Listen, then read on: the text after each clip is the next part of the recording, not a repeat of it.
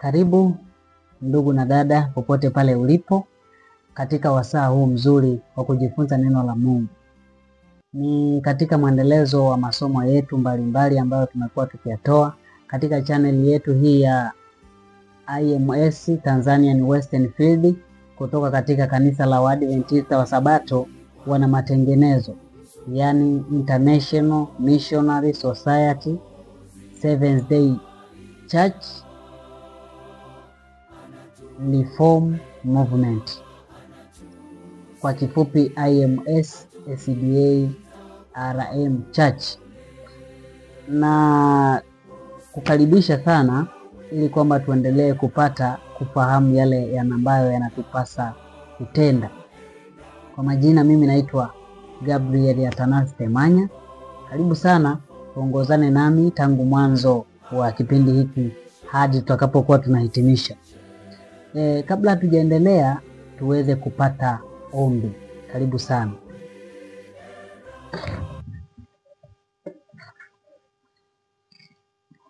Mtakatifu, mtakatifu Baba yetu uliye mbinguni, jina lako litukuzwe.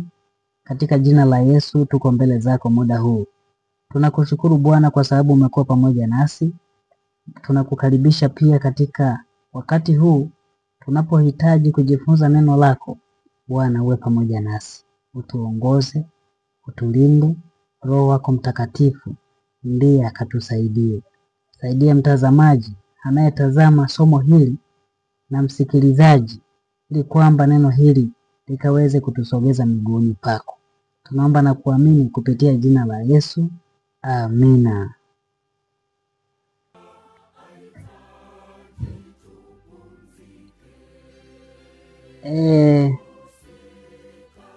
Mtazamaji, naamini kwamba umekuwa ukifuatilia katika masomo mbalimbali katika chaneli hii aliyopita, hasa kuhusiana na historia ya kanisa la Mungu kwa wakati huu. Na katika kitabu kile cha Yeremia 6:16 tunaambiwa kwamba tutazame tukaulize habari za mapito ya zamani, wapi njia iliyo kuu, tukapite katika njia hiyo. Kuna umuhimu mkubwa sana wa kujifunza historia ya kanisa ili kwamba tufahamu ni wapi tulikotoka na tumepita wapi na tuko wapi. Pasipo kujifunza historia itatugharimu, tutatembea gizani. Katika mwendelezo wa masomo ya historia ya kanisa katika vipindi vilivyopita, hasa kuhusiana na kanisa la Waadventista wa Sabato, tuliona kwamba tulifikia hatua ya kuona kwamba kuna unabii ambao ulikuwa unatolewa, utabiri ambao ulitolewa kupitia Ellen G. White, mjumbe wa Mungu, kwamba kanisa lingekabiliana na majaribu makali. Kanisa lingekabiliana na majaribu makali ya moto ambayo bado kanisa lingepaswa kuyashinda. Na katika majaribu hayo, vita ilikuwa ni sehemu ya utabiri ambao ulitolewa, na vita hivyo vilitabiriwa kwamba vingekuja kuligawa kanisa katika makundi mawili. Kanisa lingegawanyika makundi mawili kwa sababu ya mgogoro wa vita vya dunia. Nukuu tulisoma katika kitabu kile cha Shuhuda kwa Kanisa, gombo la 6 na ukurasa ule wa 400, anaposema kwamba majaribu yatakapozidi, mtengano na muungano utaonekana katika safu za kanisa, na wale ambao wako tayari kushika silaha za vita watadhihirisha kwamba hawakujenga katika mwamba ulio imara, na kwa hivyo watajitenga na imani. Unabii huu ulionyesha kwamba jaribu la vita ama mgogoro wa vita ya dunia ingekuwa ni jaribio ama ni jaribu kuu kwa kanisa. na jaribu hilo lilikuwa ni kuangalia watu wa Mungu kama wanaweza kuitetea sheria ya Mungu katika mazingira hatarishi. Lakini pia katika nukuu moja ya kitabu kile cha Shuhuda kwa Kanisa, gombo la 5, ukurasa ule wa 712, tuliona kwamba nabii alitabiri kwamba watu wa Mungu wanakabiliwa mbele na majaribu makali ambayo yangewahitaji kupoteza maisha, kupoteza mali na vifungo, ili mradi tu waitetee sheria ya Mungu. Wangekabiliwa na wangetakiwa kukabiliana na majaribu ya kila aina. Kwa gharama zote walitakiwa kuitetea sheria ya Mungu. Na moja ya kipindi ambacho kanisa lilikutana na majaribu ya moto ilikuwa ni kipindi hiki cha vita ya kwanza ya dunia. Na tuliona kwamba wakati vita ya dunia ilipokuja, ilianzia katika bara la Ulaya. Ilipoanza katika bara la Ulaya, kanisa liligawanyika makundi mawili, hasa kuanzia katika nchi ya Ujerumani na bara la Ulaya kwa ujumla. Kanisa liligawanyika makundi mawili. Baada ya uongozi wa kanisa, tuliona kwamba uongozi wa kanisa ulichukua msimamo wa kushiriki vita.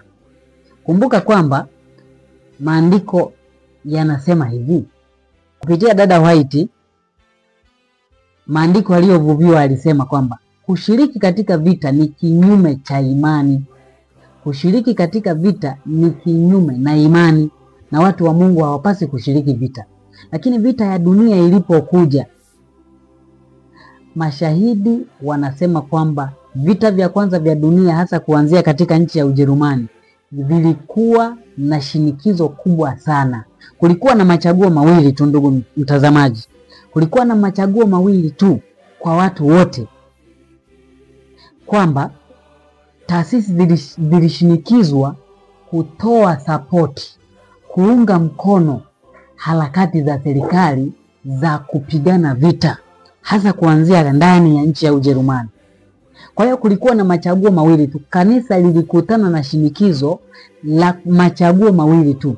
Moja, likubali shinikizo la serikali la kuunga mkono vita, kanisa litoe watu washiriki wenye nguvu waende kujiorozesha serikalini ili wakapigane vita. Chaguo la kwanza hilo, ili kanisa libaki salama, watu wasiingie kwenye vifungo, wasihatarishe maisha yao, na kanisa lisipoteze mali.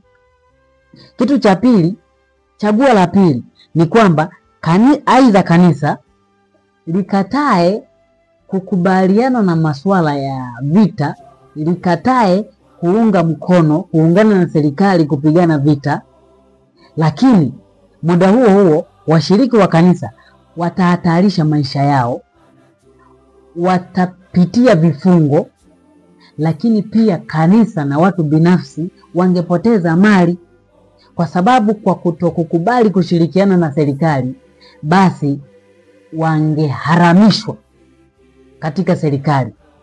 Kwa hiyo kanisa lilikutana na machaguo hayo mawili. Kanisa lilichukua msimamo gani? Kanisa lilichukua msimamo wa kuunga mkono vita. Barua ziliandikwa, tuliziona katika masomo yale yaliyopita. Ukifuatilia utaona zile barua za viongozi, kupitia viongozi wa kanisa, barua ziliandikwa kwenda kwenye wizara ya vita katika division ya Ulaya na katika nchi ya Ujerumani, kwamba Waadventista wa Sabato wako tayari kupigana vita. Lakini wamechukua msimamo huo kwa sababu gani? Je, kwa sababu maandiko yanakubali? Kwa sababu imani inakubali? Hapana, bali kwa sababu uongozi umeangalia na umechukua msimamo wa upande rahisi. Shinikizo la vita lilikuwa ni kali sana. Ni kwa neema ya Mungu tu ambao wangeweza kushinda. Na tukaona kwamba baada ya msimamo wa kanisa kuanzia katika nchi ya Ujerumani na division ya Ulaya kwa ujumla kuchukua msimamo wa kuunga mkono vita ama wa kushiriki vita, basi tangazo la uongozi kwenda kwa washiriki lilileta mtafaruko mkubwa, lilileta mgawanyiko kati ya washiriki. Maana washiriki walikuwa wanafahamu tangu mwanzo kanuni ya imani yao ilikuwa inaonesha wazi kwamba kitendo cha kanisa kushiriki vita ilikuwa ni sawa na kujiunga na Babeli. Kitendo cha kanisa kushiriki vita ilikuwa ni kinyume na imani. Ukikumbuka katika vita vya wenyewe kwa wenyewe kule Marekani, kanisa lilitoa msimamo kwamba halitaenda kupigana vita kwa sababu amri za Mungu zinapingana na roho ya vita, kwamba Mwadventista msabato au mtu wa Mungu akiwa kule vitani hataweza kushika amri za Mungu. Kwa hiyo kanisa lilitoa msimamo huo katika mwaka 1864. Uongozi wa Baraza Kuu la Kanisa ukaandika barua kwenda kwa serikali ya Marekani kwamba amri za Mungu zinapingana na roho ya vita. Mtu wa Mungu akiwa vitani akishiriki kazi za kijeshi na kupigana vita hawezi kwa muda huo huo akaweza kutii amri za Mungu. Hawezi akatunza Sabato, hawezi akaepuka kuua, na amri hizo zote zinakataza. Kurasa wa 309 kwamba amri ya 8 inakataza uuaji ama inakataza vita kwa ujumla. Kwa hiyo Waadventista wa Sabato katika Ulaya mwaka huo ambao vita ya kwanza ya dunia ilianza, walikuwa na ujuzi wa mapito ya zamani, ambayo njia ya haki iliyokuwa inapitwa, msimamo ambao ulikuwa ni wa haki wa kanisa ni wa kupingana na shughuli za kijeshi ama shughuli za kushiriki vita. Hivyo uongozi wa division ya Ulaya na Union ya Ujerumani ulipotoa msimamo kwamba washiriki wa kanisa wanatakiwa kuingia vitani, washiriki wa kanisa wanatakiwa kushiriki vita, hapo kulileta mtafaruko mkubwa sana, ulileta mgawanyiko. Wengi walikubali na wachache wakakataa, wakasema huu msimamo uko kinyume na imani. Tuliona kwamba uongozi wa kanisa ulitumia mabavu, ulipima uaminifu. Yani kuanzia vita ilipoanza, ulianza kuwapima washiriki uaminifu wao kutokana na ukubali wao kwenye msimamo wa uongozi wa kushiriki vita ama kutokukubali. Yani mshiriki wa kanisa alikuwa anapima uaminifu wake, je, anakubaliana na msimamo wa kanisa wa kushiriki vita? Kama hajakubaliana, basi anaharamishwa na anaonekana mshiriki ambaye si mwaminifu. Lakini yule ambaye alikubaliana na msimamo huo alionekana huyo ndiye Mkristo wa kweli. Lakini ukweli ni kwamba uongozi ulichukua msimamo ambao ni wa kuikanyaga chini sheria ya Mungu.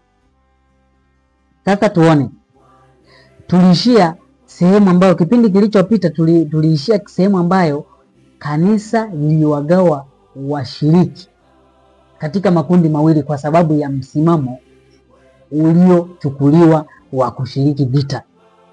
Sasa tuone mambo kadhaa hapa. Uongozi wa kanisa haukumtegemea Mungu ili kwamba uweze kushinda ile jaribu. Na kitu cha pili ni kwamba uongozi ulitii sheria za wanadamu badala ya sheria za Mungu.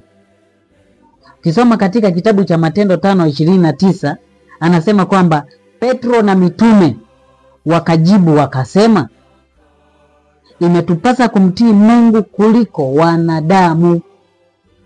Uongozi ulichagua upande rahisi. Uongozi wa kanisa katika Union ya Ujerumani, lakini pia katika division ya Ulaya, ulichukua upande rahisi, ukaamua kumtii mwanadamu kuliko Mungu. Na kanuni ya imani inaeleweka siku zote kwamba imetupasa kumtii Mungu kuliko wanadamu. Pale ambapo mamlaka za kiserikali, mamlaka za dunia zinapokinzana na madai ya Mungu na madai ya sheria ya Mungu, tunapaswa kusimama upande wa Mungu. Lakini uongozi wa kanisa la Mungu, uongozi wa kanisa la Waadventista wa Sabato katika division ya Ulaya uliamua kuchagua kuwaheshimu wanadamu kinyume na imani. Sasa kuna nukuu moja katika kitabu cha Matendo ya Mitume, Acts of Apostles, kile kitabu cha roho ya unabii, ukurasa wa 68 aya ya pili, kinasema hivi: tunapaswa kuzitambua serikali za kibinadamu kama mamlaka zilizochaguliwa na mbingu na kufundisha kuwa kuzitii ni wajibu mtakatifu ndani ya mazingira yake halali. Lakini pale madai yake yanapokinzana na madai ya Mungu, ni lazima tumtii Mungu kuliko wanadamu.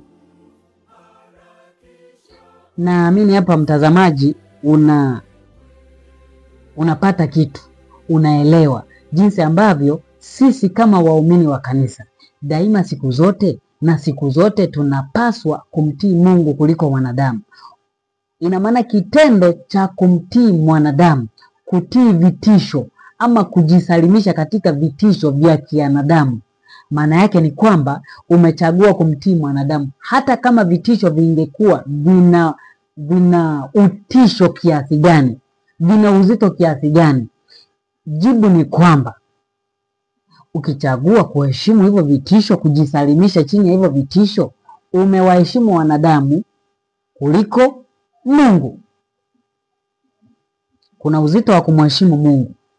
Ndio maana nukuu ile ya Shuhuda ya 5 ukurasa wa 572 inasema, tunapokuwa tunahitaji kuitetea sheria ya Mungu, tunahitajika kuitetea sheria ya Mungu kwa gharama zote, kwa kupoteza maisha, kwa vifungo vya jela, lakini pia kwa kuhatarisha maisha yetu.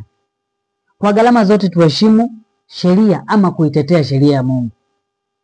Na ndio ilikuwa jukumu la kanisa la Mungu, kuitetea sheria ya Mungu kwa gharama zote. Sasa kuna ushahidi mbalimbali ushahidi wa kwamba Waadventista wa Sabato walijiunga katika kushiriki vita. Katika gazeti moja la Ujerumani linaitwa Dresdner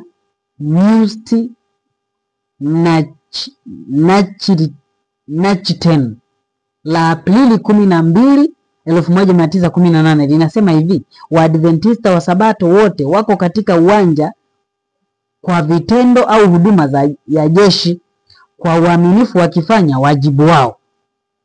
Lakini pia gazeti lingine la Ujerumani hilo la mwaka 1918 Agosti 24 linaitwa Berliner Lokalanzeiger. Gazeti hili linasema maelfu ya Waadventista wanaume wamesimama katika jeshi na wengi wao tayari wamejipanga kwenye eneo la heshima. Huu ni ushahidi wa kwamba Waadventista wa Sabato, wale ambao mwanzoni walichukuliwa wanapingana na roho ya vita na walikuwa wanaheshimu msimamo huo, sasa wamebadilika, wamekuwa na msimamo kinyume na sheria ya Mungu. Hata kama ni wewe msikilizaji ama mtazamaji ungekuwepo kipindi kile, ni jambo la kujiuliza, ungechukua msimamo gani?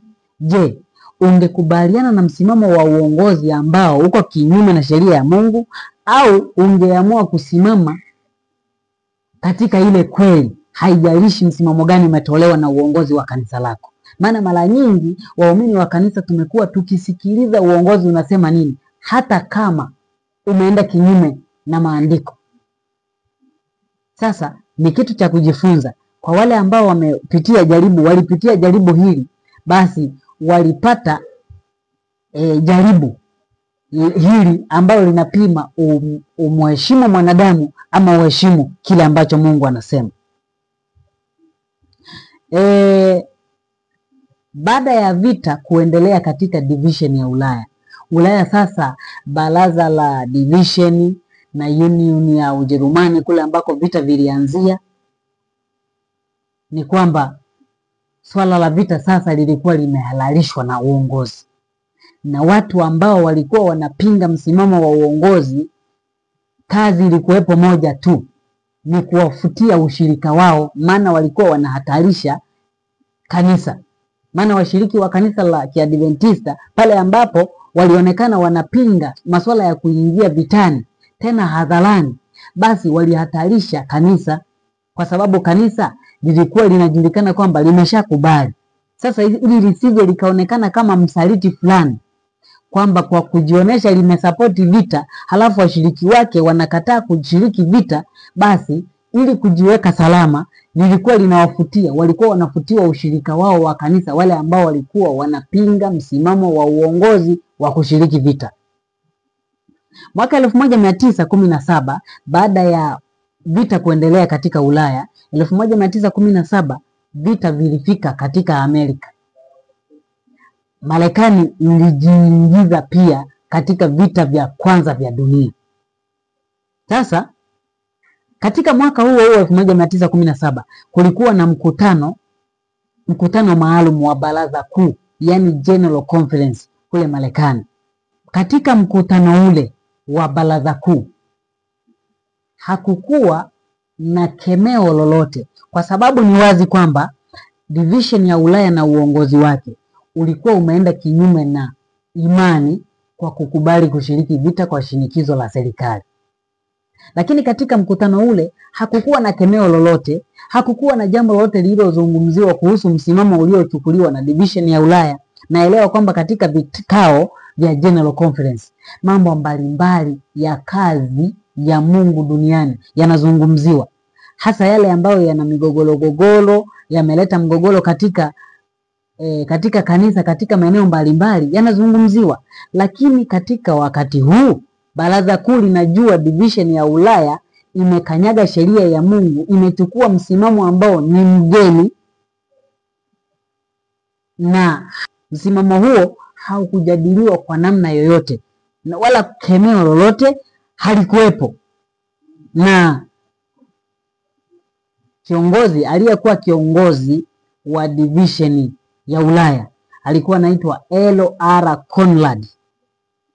Kabla ya kikao hicho cha General Conference alidai kwamba msimamo wake au maamuzi ya uongozi katika division ya Ulaya yalikuwa na mibaraka ya baraza kuu.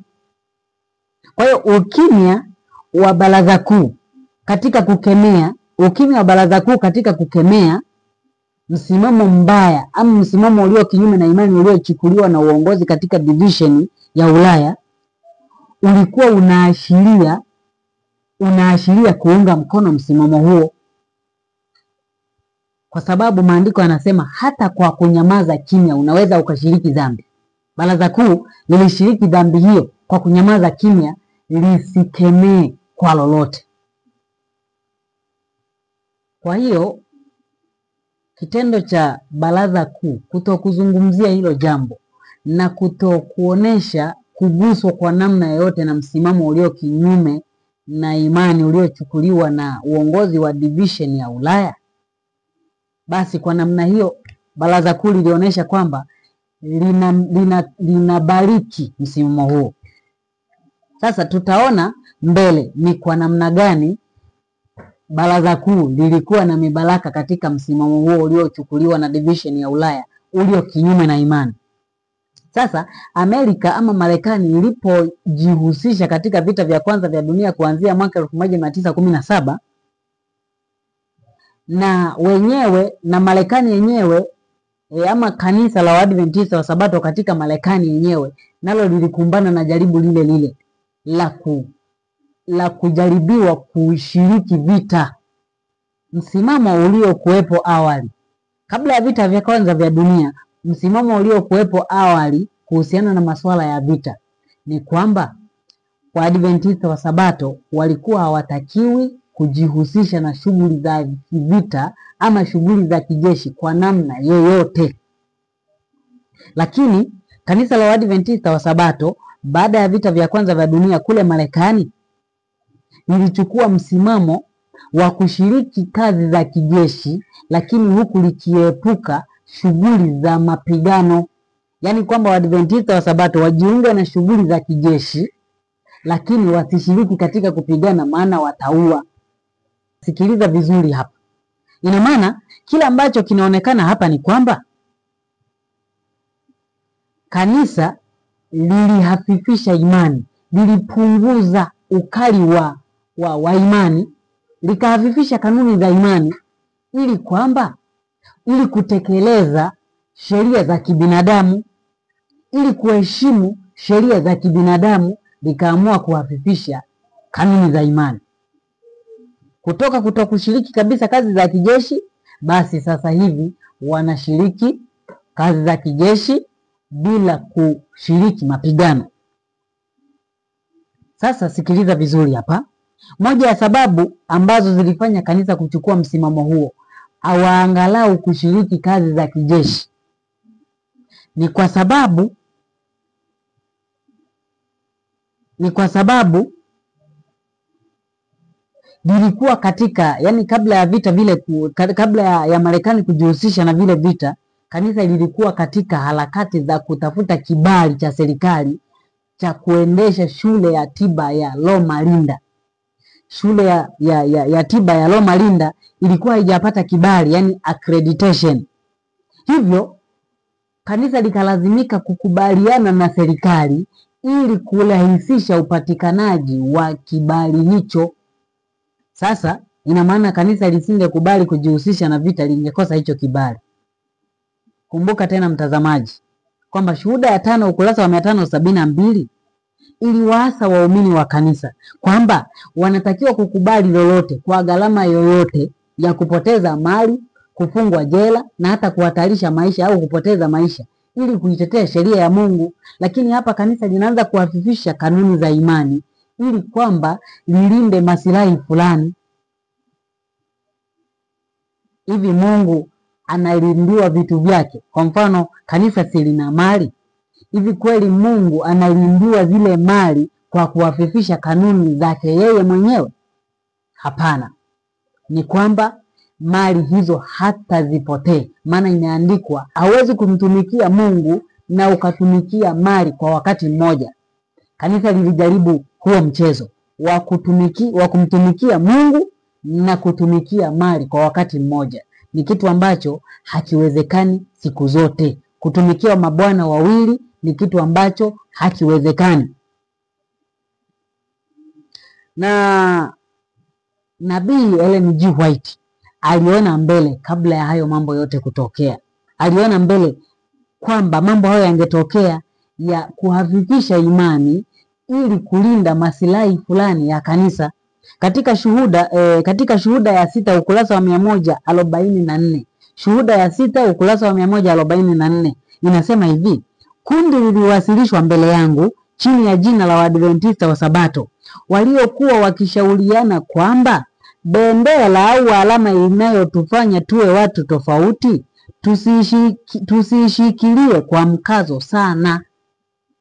Tusishikilie kwa mkazo sana, kwa kuwa walidai kwamba hii siyo njia sahihi ya kupata mafanikio katika taasisi zetu.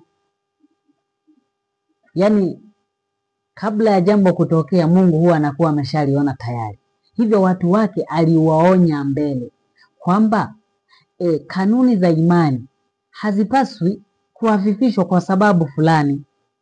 Na sasa nabii alioneshwa kwamba kundi liliwasilishwa kwake ambalo lilikuwa chini ya jina la Waadventista wa Sabato, likisema kwamba alama inayotufanya tuwe watu wa tofauti tusishikilie kwa mkazo sana, maana tukishikilia kwa mkazo sana hatuwezi kupata mafanikio katika taasisi zetu. Taasisi za kanisa ni kama nini? Kama shule ya tiba ya Loma Linda. Hiyo ilikuwa taasisi ya kanisa. Kwa hiyo ili kupata mafanikio katika taasisi hiyo, kanisa liliona kwamba bora tujiunge kushiriki vita, tuionyeshe ushirikiano serikali ili na yenyewe itupatie ushirikiano, wasijue kwamba wanatimiza unabii uliotabiriwa.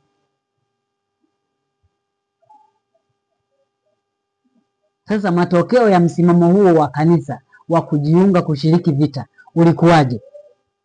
Kitu cha kwanza, uliwagawa washiriki katika makundi mawili. Sikiliza mtazamaji. Kitu cha kwanza, msimamo wa kujiunga na vita. Kitu cha kwanza, kanisa liliwagawa washiriki katika makundi mawili, makundi ambayo hayawezi kufikia mwafaka wa kukubaliana, isipokuwa kundi moja limeamua kujisalimisha kwa kundi lingine. Kanisa kwa kuona kwamba kuna watu wanapinga msimamo huo, matokeo mengine ya kuchukua msimamo huo ilikuwa ni kuwafuta ushirika hao ambao wanapingana na msimamo wa uongozi. Uongozi umekubaliana na serikali.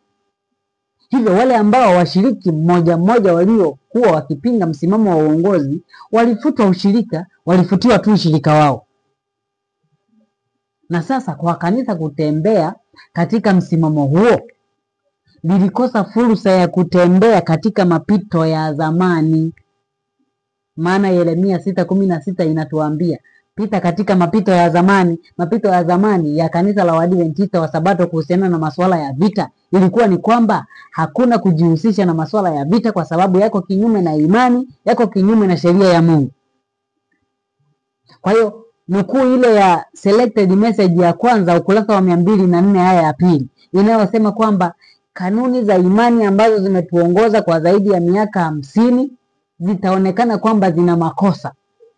Dini yetu ingebadilishwa. Moja ya sehemu ambazo unabii huo ulitimia ni katika tukio hili la vita vya kwanza vya dunia. Kanisa liliacha kutembea katika mapito ya zamani, katika kanuni za zamani ambazo zimeliongoza kanisa kwa muda mrefu. Sasa zikaonekana zina makosa, na sasa dini ikabadilishwa ikawa kwa namna ya tofauti kabisa.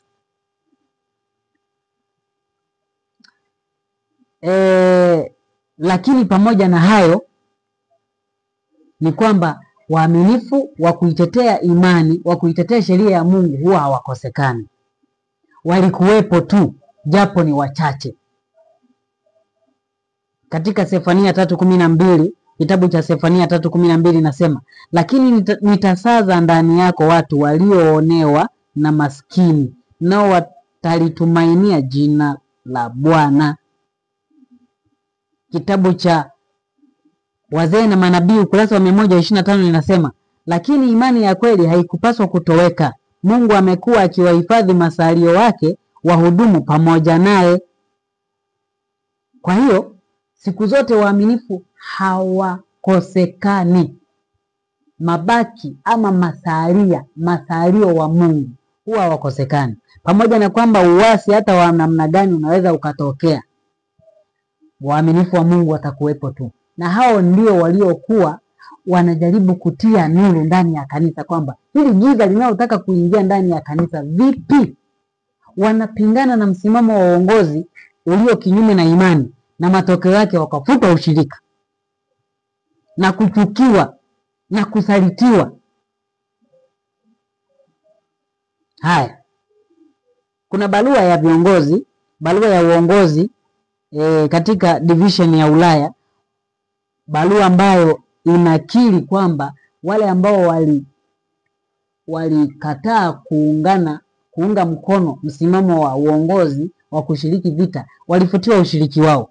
Inasema hivi, wakati vita vinaendelea, kulikuwepo na washiriki mmoja mmoja miongoni mwa waumini wa Waadventista wa Sabato ambao hawakukiri matakwa ya dhamiri zao hadharani mbele ya serikali, bali waliondoka kwa siri kazini mwao na kwenda mji hadi mji kuwashawishi wengine kwa maneno na maandiko kuchukua msimamo kama wa kwao, walipotakiwa kuwajibika kwa ajili ya msimamo wao huu wa kanisa, na kwa sababu ya ustahimilivu wao wa kudumu katika msimamo wao huo, walionekana kuwa ni tishio kwa amani ndani na nje. Hivyo ikabidi wafutwe kutoka katika ushirika wao wa kanisa. Barua hiyo ilisainiwa na kiongozi wa division ya Ulaya L.R. Conrad kule Hamburg, na kiongozi wa Union ya Ujerumani ndugu H.F. Stubert kule Munich. Kwa hiyo kazi ya kuwafuta ushirika, kazi ya kuwafuta ushirika waaminifu wanaosimama kuitetea sheria ya Mungu. Yaani ilikuwa ni jambo la ajabu sana. Ni swali la kujiuliza mtazamaji, ungekuwepo wewe ungechukua upande gani? Na moja ya historia ambazo haziguswi kwa wenzetu, hasa Waadventista wa Sabato, historia hii wala haizungumziwi, wakati ni historia ambayo ilizaa ukurasa mpya wa historia ya kanisa, na ilikuwa ni tukio la kihistoria na ni tukio la kiunabii ambalo kwa kweli lingezaa historia mpya ya kanisa la Waadventista wa Sabato kama ilivyotabiriwa. Kwa hiyo kazi ya kuwavuta ushirika iliendelea. Wale ambao walikuwa waaminifu wanapingana na msimamo wa uongozi wa kushiriki vita. Ndugu mmoja aliyekuwa anaitwa Oscar Kramer, aliyekuwa shahidi wa macho, yeye alikuwa shahidi wa macho, eyewitness, alikuwepo kipindi hicho. Alisema kwamba katika kitabu chake cha My Life ukurasa wa 12 anasema takriban waumini 2000 hadi 3000 walifutwa katika vita kuu. Walifutwa ushirika kwa sababu wanatetea imani. Yaani ndugu zao wakageuka kuwa maadui zao. Yaani kwa sababu uongozi umekubaliana na unashirikiana na serikali, basi unawakandamiza wale waaminifu. Ni kama kipindi cha Mfalme Konstantini, baada ya viongozi waasi kushirikiana na Mfalme Konstantini na hata kumshawishi kutangaza sheria za kipagani ndani ya kanisa la Kikristo, ikiwemo sheria ya Jumapili. Waaminifu walisimama kuitetea sheria ya Mungu, lakini viongozi waasi walishirikiana na Mfalme Konstantini kuwakandamiza hawa waaminifu wanaoitetea kweli, kitu ambacho kilitokea tena kwa mara nyingine katika historia ya Waadventista wa Sabato. Ndugu wanawasaliti ndugu zao. Lakini kitu kingine ni kwamba kuna makanisa mengine mazima yalifutwa ushirika wao, yalifutwa ushirika wake. Yaani kwa mfano kuna kanisa mahalia sehemu fulani, kama kanisa zima lingeonekana limepingana na msimamo wa uongozi, lilikuwa linafutwa ushirika kanisa zima, lisitambulike tena kwamba hawa ni washiriki wa Adventista wa Sabato. Yaani uongozi ulikuwa katika kushughulika na wale ambao wanapingana na msimamo wake. Sasa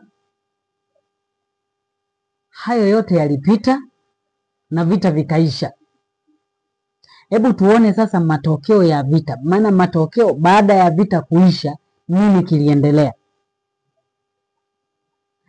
Baada ya vita kuna wale wengi ambao walifutwa ushirika maeneo mengi duniani ambako walionekana wanapingana na msimamo wa uongozi wa kushiriki vita. Vita vilipoisha, hao wote waliofutwa ushirika walirudi ndani ya kanisa. Kumbuka kipindi hicho hakukuwa na experience au ujuzi wowote wa mtu kujianzishia tu huduma yake. Kama hivi leo imekuwa ni rahisi sana mtu kujiita mwana matengenezo, kujitenga na kanisa na anzisha huduma yake.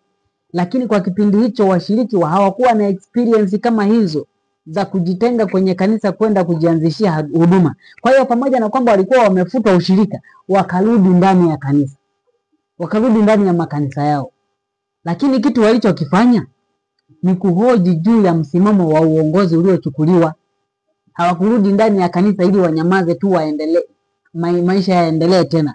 Walirudi kuhoji msimamo kwamba ni kwa namna gani kanisa letu limebadilika hivi? Mapito ya zamani mbona yako hivi? Hai mapito yaliyochukuliwa sasa tunayaweka upande gani? Tunaweka katika nafasi gani? Ili kwamba uongozi kama ukikiri makosa na kutubu dhambi na kuungama dhambi hiyo, basi kanisa lingeponywa, kanisa lingesamehewa na safari ikaendelea. Sasa mwaka 1919 kulikuwa na mjadala kati ya wale ambao walikuwa wamepinga msimamo wa uongozi, yani wanatambulika kwa jina la wana matengenezo, kulikuwa na mjadala kati ya baraza kuu la kanisa General Conference na hawa wana matengenezo kuhusiana na msimamo wa kanisa uliochukuliwa. Kuna hoja mbalimbali ambazo wana matengenezo na maswali waliyauliza wanahitaji wapate kutoka kwenye baraza kuu. Je, lenyewe limesimama upande gani mpaka sasa? Lakini kwa mwaka ule 1919 hakukuwa na nafasi. Baraza kuu likawaambia wale wana matengenezo, mtakuja mwakani, kutakuwa na nafasi mwakani ya kuzungumza maswala yenu mnayouliza.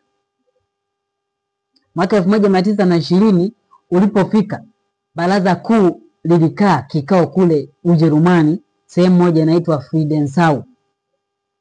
Kule sasa wana matengenezo walienda, wawakilishi wa wana matengenezo walienda katika kikao cha baraza kuu ili wawasilishe hoja zao, maana kufikia mwaka 1920 walikuwa wameshatambuana hawa wana matengenezo kutoka kwenye maeneo mbalimbali, na hivyo wawakilishi wakachagua wawakilishi ili wakawawakilishe kwenye kikao cha baraza kuu kuwasilisha hoja na kuuliza maswali juu ya msimamo wa kanisa uliochukuliwa katika kipindi cha vita.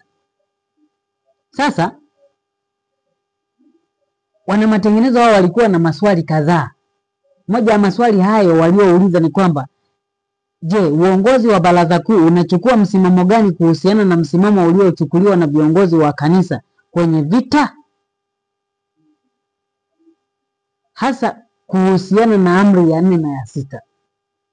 Kumbuka kwenye vita ya kienyeji ama vita ya wenyewe kwa wenyewe, civil war kule Marekani mwaka 1861 hadi 1865, kanisa liliandika msimamo wa kupinga roho ya vita ama kupinga kushiriki vita, kwa sababu katika ushiriki wa vita amri ya 4 inavunjwa automatically. Yaani amri ya 4 inavunjwa na amri ya 6 inavunjwa. Kwa hiyo kwa mtu wa Mungu kujihusisha na vita ni kama anaenda kujitumbukiza kwenye majaribu yeye mwenyewe, hawezi kujiepusha na kutenda dhambi ama kuvunja sheria ya Mungu. Hivyo sasa wana matengenezo hao waliuliza kuhusiana na mapito ya zamani kwamba kanisa linachukua msimamo gani kuhusiana na kila ambacho kimefanyika, msimamo wa tofauti uliochukuliwa katika kipindi hiki cha vita. Lakini swali lingine walilouliza ni kwamba kuna uthibitisho wowote kwamba tangu mwanzo hatukuchukua msimamo wa kibiblia, kwa sababu wana matengenezo wao waliona kwamba msimamo uliochukuliwa na uongozi ni kinyume na Biblia. Kwa hiyo sasa wanataka waone kuna ushahidi wowote kwamba tangu mwanzo mapito ya zamani hatukuchukua ama hatukusimama katika msimamo wa kile ambacho kimeandikwa katika Biblia. Lakini kitu kingine walichouliza ni kwamba msimamo wa baraza kuu kuhusu shuhuda za dada White, shuhuda za Ellen G. White ni upi? Je, zimevuviwa? Maana mpaka hapo nyingi zilikuwa zimekanyagwa, hazisikilizwi. Sasa wanataka kujithibitishia juu ya msimamo wa baraza kuu. Maana baraza kuu, mtazamaji sikiliza, baraza kuu ndio ambalo Mungu amelichagua kama dhamana ya kanisa. Unajua kuna wengine ambao wanadhalau mamlaka ya baraza kuu, wanachukulia kwa urahisi sana. Mwingine utamsikia anasema, mimi hata baraza kuu likiasi kwani mimi naathirika nini? Unayesema hivyo hujui dhamana ambayo ipo kwenye baraza kuu. Kwa hiyo baraza kuu lilitakiwa kutoa tamko, maana hilo ndio lina dhamana ya kanisa juu ya misimamo yote hiyo ambayo inachukuliwa kimakosa, litoe msimamo wake ukoje. Sasa kwa kipindi hicho alikuwepo kiongozi wa baraza kuu aliyekuwa anaitwa A.G. Daniels. A.G. Daniels alisimama kama mwenyekiti wa baraza kuu, alijibu kuhusiana na msimamo wa baraza kuu juu ya msimamo uliochukuliwa kwenye vita. Sasa ili hapa uone kwamba kanisa tangu mwanzo, baraza kuu tangu mwanzo lilisapoti ama liliunga mkono hata msimamo ule uliochukuliwa na division ya Ulaya wa kuamrisha watu kuiheshimu serikali na kushiriki vita. Majibu haya ya A.G. Daniels yalionyesha hilo. Zaidi sana baraza kuu lililazimisha kuchukua msimamo wa katikati, yaani haliko kwenye chanya wala haliko kwenye hasi, linachukua msimamo katikati, yaani neutral. Naelewa kwamba mbele za Mungu hakunaga msimamo wa neutral, haupo. Ukisimama katikati njia panda, wewe utaangukia tu upande wa shetani. Maana maandiko yanasema uwe moto, bora uwe moto au vuguvugu, kuliko uwe moto au baridi kuliko kuwa vuguvugu. Maana ukiwa vuguvugu Mungu anakutapika, anakuacha. Sasa kanisa, kwa maelezo ya president ama rais wa baraza kuu, inaonyesha kwamba kanisa lilichukua msimamo ambao ni kama huko katikati, haueleweki huko pande gani. Katika kitabu kimoja cha protocol,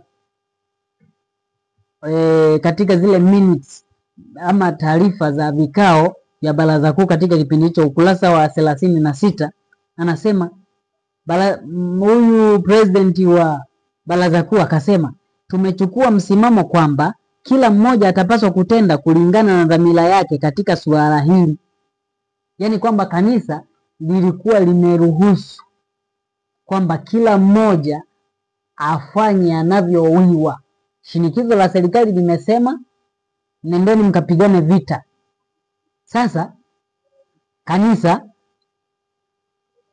lenyewe linatoa uhuru kwa mtu, yaani afanye anavyofanya. Akichagua kwenda kupigana ni sawa, kanisa halihusiki. Akichagua kutokupigana, kanisa halihusiki.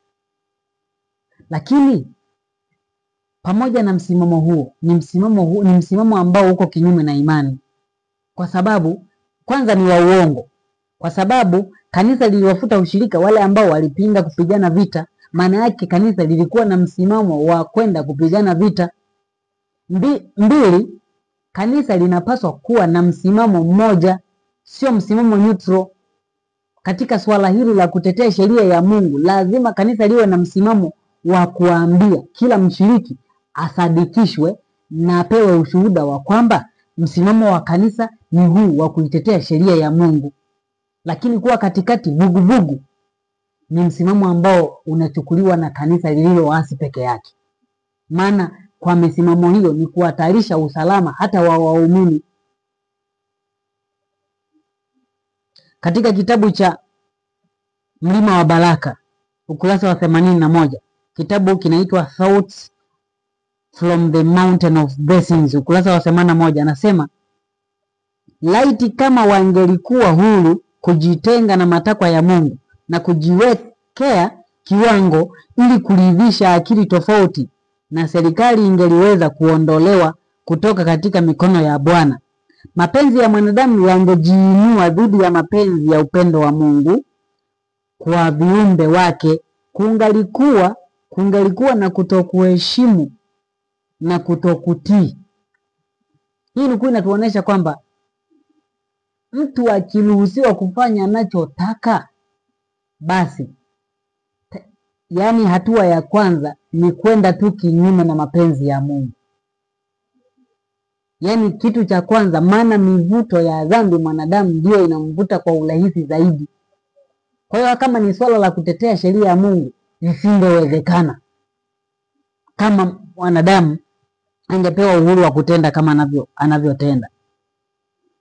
Lakini kuhusiana na maswali mengine, kiongozi wa baraza kuu alisema kwamba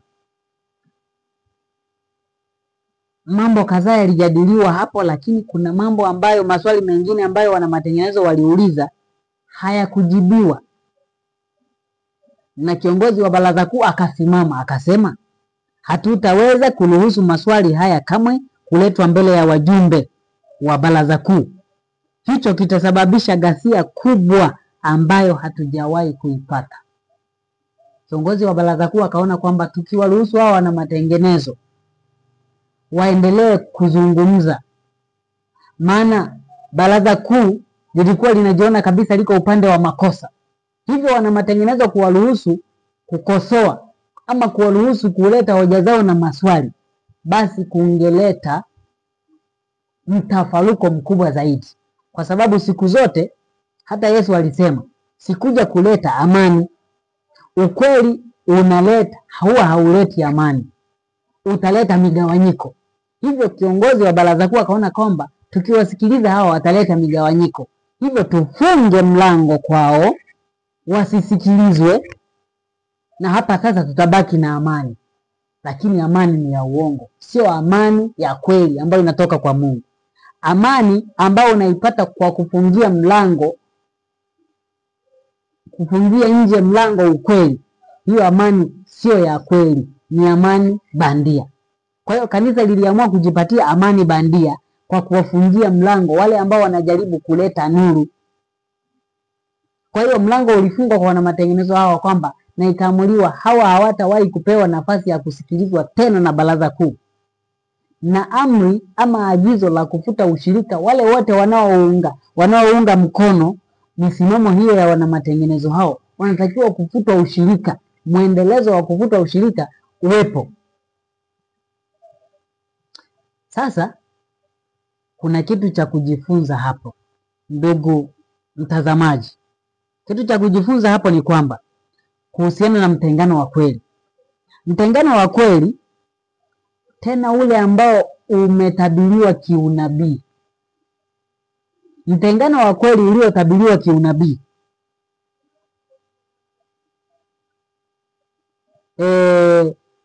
hutokea baada ya mfumo wa dini ama mfumo wa kanisa kuthibitishwa kwamba umeikataa nuru. Narudia tena, mtengano wa kweli katika kanisa hutokea baada ya mfumo wa uongozi wenye dhamana ya kanisa lote kuthibitishwa, kusadikishwa kwamba umeikataa nuru. Pasipo hivyo, mtengano ule unakuwa hauna misingi ya hakika.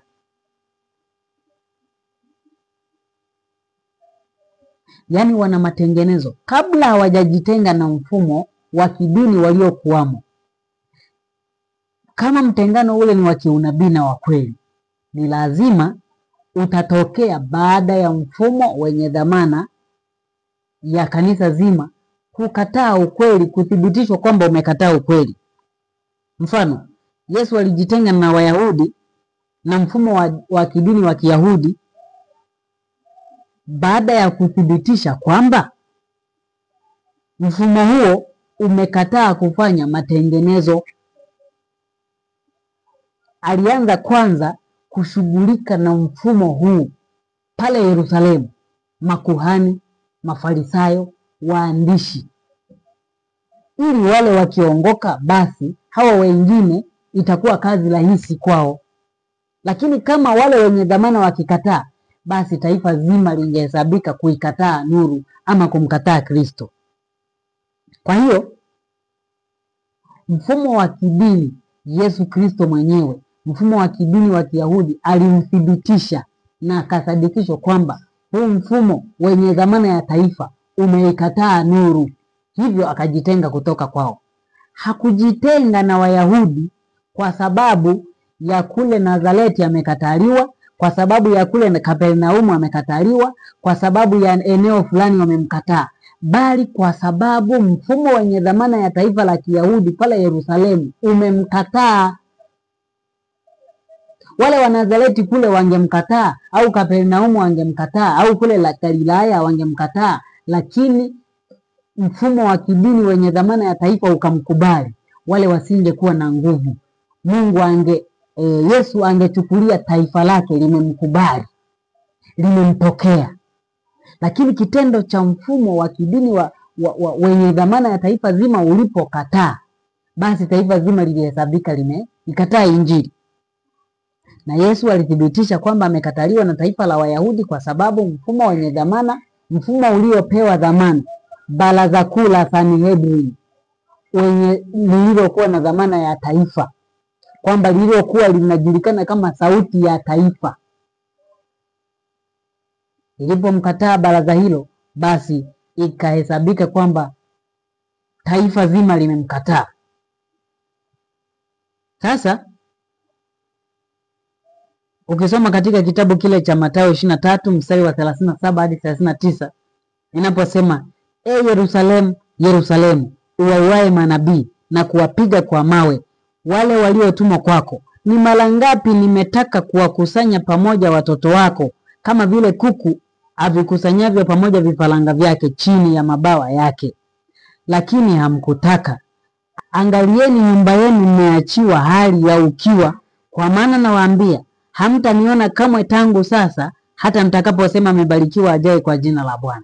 Kwa hiyo Yesu aling'ang'ana kwanza na mfumo ule ambao una dhamana ya taifa. Huo tu ukimkataa, basi taifa zima limemkataa. Hivyo wana matengenezo nao kwa tabia ile ile. Ndio maana nikasema matengenezo yale yaliyotabiriwa kwa unabii yanapita katika hatua zile zile za Yesu Kristo. Yanapita katika hatua zile zile ambazo Mungu anataka, ili kwamba jambo litokee kwa haki. Wana matengenezo hawa katika mwaka 1900 katika harakati za vita na baada ya vita ya kwanza ya dunia, walihitaji kukutana na baraza kuu ambalo lina dhamana ya kanisa. Kwa kanisa hilo, kama kanisa hilo lingeonyesha kwamba kweli tumekosea, basi tuungame dhambi hii kwa Mungu na tuitubu, basi kanisa lingeponywa. Lakini badala yake, wale ambao walikuja na nuru ya kulionyesha kwamba kanisa limekosea, wakakataliwa, wakafungiwa mlango, wakakataliwa kabisa. Na hapa lile andiko la Ufunuo 3 mstari wa 20 anaposema kwamba nagonga hodi.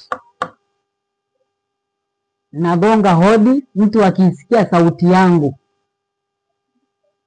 atafungua, nami nitaingia kwake, nitakula pamoja naye. Hapa sasa kanisa, ujumbe wa Kristo ama washahidi mwaminifu kwa kanisa ni kwamba kanisa lilimfungia mlango Kristo, kwamba hatukusikilizi.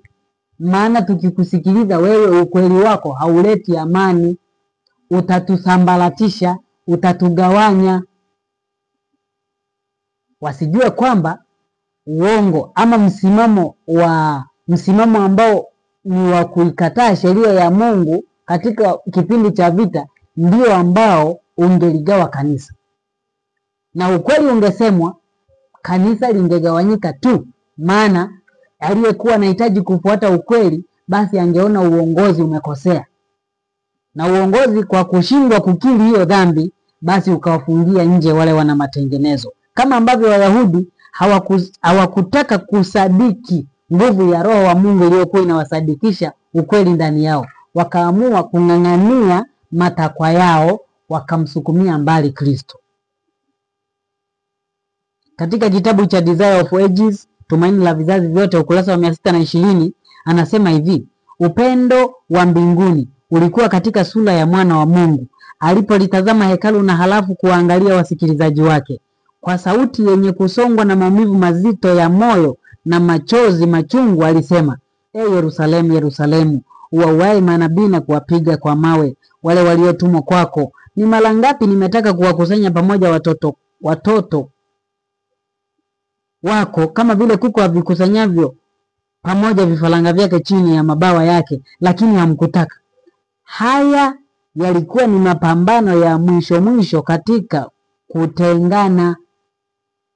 Maneno haya ya Kristo kwa Wayahudi pale Yerusalemu, kwa makuhani, kwa Mafarisayo, kwa walimu na waandishi, yalikuwa ni mapambano ya mwisho ya Kristo na wale viongozi ya kutengana hatimaye. Anasema katika maombolezo haya ya Kristo, moyo wenyewe wa Mungu limwagika. Hilo lilikuwa fumbo la kwa heri la uvumilivu wa upendo wa Mungu kwao. Lilikuwa fumbo la kwa heri, yani wanapewa kwa heri, anawaaga Kristo katika maneno yale. Kwa namna inayofanana na Mafarisayo na Masadukayo walinyamazishwa. Yesu aliwahutubia wanafunzi wake na alijiandaa kuondoka, si kama mtu aliyeshindwa na kulazimishwa kuondoka kwa adui zake, bali kama mtu ambaye kazi yake imekamilika, alipumzika akiwa mshindi katika mapambano. Yesu aliondoka kwa makuhani akiwa kama mshindi, lakini kwao akionekana kama mtu aliyeshindwa. Hivyo ndivyo wana matengenezo waliondoka mbele ya baraza kuu wakiwa kama watu walioshindwa, lakini kinyume chake wakiwa kama watu wenye ushindi ambao wamelithibitisha baraza. Yaani kupitia hawa wana matengenezo, Kristo amelithibitisha baraza lingine la Sanhedrin la kanisa lake kuikataa nuru. Na hiyo ilikuwa nafasi kwa baraza kuu kuipokea nuru, kukiri makosa. Lakini kazi hii ya mwisho ya wana matengenezo ya kuwa ushuhuda kwa baraza kuu ilifanyika, na Mungu alitengeneza mazingira ya baraza kuu likubali kuwasikiliza ili iwe ushuhuda kwao kwamba walikataa kufanya matengenezo. Basi wana matengenezo baada ya kuondoka katika baraza kuu mwaka 1920 waliona kwamba kumbe hawa wenzetu hatuwezi kupatana nao. Hatuwezi. Mwaka 1923 wakajaribu tena kwenda kule Marekani, kulikuwa na mkutano wa baraza kuu mwingine. Wakajaribu kwenda kushawishi kwamba namna gani, lakini hawakusikilizwa kwa sababu mlango kwao kusikilizwa ulifungwa mwaka 1920. Wasisikilizwe tena, kwa sababu wangesikilizwa basi wangeleta machafuko. Yaani nuru inahesabika kuleta machafuko ndani ya kanisa. Ni hatari. Kwa hiyo wana matengenezo baada ya kukataliwa kwa namna hiyo na kuona kwamba hawawezi kushikamana na wenzao, hawawezi tena kupatana na wenzao kwa sababu ni nuru na giza, waliendelea kufanya kazi ya injili peke yao. Waliendelea kutambuana na kukusanyana katika maeneo mbalimbali, katika nchi mbalimbali, katika Ulaya, katika Amerika, Afrika na maeneo mengine, bara la Asia. Waliendelea kutambuana kwa namna hiyo ili waweze kutengeneza umoja wa kuipeleka injili. Sasa kuna kitu kimoja ambacho tunapaswa kutambua, hasa kwa wana matengenezo mbalimbali ambao wapo leo. Kuna vikundi vingi duniani vya wana matengenezo, lakini wana matengenezo hao wengi wametokea baada ya kufutwa tu ushirika ama kutokea kwa mgogoro fulani na makanisa yao maharia, na sasa wanadai kanisa limeasi. Ni kweli kuna uasi mwingi ambao unaonekana kwa kanisa la Waadventista wa Sabato, mafundisho ya uongo na kadhalika. Wanathibitisha kwa midomo yao kwamba kanisa limeanguka, limeasi, ila kwa sababu wamefutwa ushirika na makanisa tu maharia. Sasa kitu cha kutambua, kama wewe ni mwana matengenezo na unasikiliza na unaangalia somo hili, unatakiwa kutambua jambo moja: mtengano wa kweli unaotokea, mtengano wa kweli uliotabiriwa kiunabii. Ni kwamba unaposema kanisa la SDA limeasi, unatakiwa kuwa na ushahidi wa kwamba wewe mwenyewe ama wawakilishi ama watangulizi wako wa kufanya matengenezo katika mstari ule ule walisikilizwa na baraza kuu, walithibitisha baraza kuu wao wenyewe ana kwa ana, wakaona kwamba kanisa limeikataa nuru. Yaani baraza kuu lilithibitishwa na hao wana matengenezo kwamba limeikataa nuru. Hapo ndipo una uhakika wa kusema kwamba kanisa limeasi. Lakini kama umefutwa tu ushirika na kanisa maharia, ni kweli inatokea, lakini unaposema sasa kanisa limeasi, sasa swali la kujiuliza, je, ulienda ngazi gani na ngazi gani ili kuwasilisha hoja zako ukaona kwamba mpaka baraza kuu lina msimamo ule ule kama wa kanisa maharia? na hata kama msimamo unaweza ukaufahamu automatically kwamba msimamo wa kanisa mahalia ni sawa na ule wa baraza kuu, lakini bila kufika kuwa ushuhuda kwa baraza kuu lile ambalo lina dhamana ya kanisa kwa ujumla, bila kufika kuwasiliana na baraza kuu lile, huwezi ukawa na madai ya kanisa limeanguka yakawa na uhakika. Umejuaje kama ungefika kwenye baraza kuu kaambiwa msimamo wetu wa kanisa sio sawa na huo wa kanisa mahalia lililokufuta ushirika? Kwa hiyo kanuni tu ya matengenezo na mtengano ule uliotabiriwa ni kwamba unaanza na wale wenye dhamana, kisha huko chini kunafuata wana matengenezo. Ukianza na Yesu mwenyewe alianza na wenye dhamana, na mtengano ulianza na wenye dhamana. Kwa hiyo mwana matengenezo yote anatakiwa kujua kanuni hiyo ya matengenezo na mtengano wa kweli unaotakiwa kutokea ama unaopaswa kutokea, kama ni kweli unapaswa kutokea. Yesu mwenyewe asingetangaza uasi wa taifa la Kiyahudi kwa kukataliwa tu mahali fulani kama nilivyotangulia kusema, lakini kwa sababu ya mfumo wa kidini wenye dhamana ya taifa uliomkataa, basi lihesabika taifa zima limemkataa. Kwa hiyo hata leo mwana matengenezo hawezi akasema mimi nafanya matengenezo kwa sababu nimefutwa ushirika na kanisa hili, kwa hiyo kanisa limeanguka kwa sababu ya kanisa hili mahalia kuonekana lina misimamo ambayo iko kinyume na ukweli. Hapana, ni mpaka baraza kuu lithibitishwe na lisadikishwe kwamba limekataa nuru. Hawa wana matengenezo katika kipindi cha vita walipitia hatua zote hizo kulithibitisha baraza kuu, je, ni kweli limechukua msimamo huu wa uasi, na likathibitishwa hivyo, na kwa kweli likawafungia mlango wana matengenezo.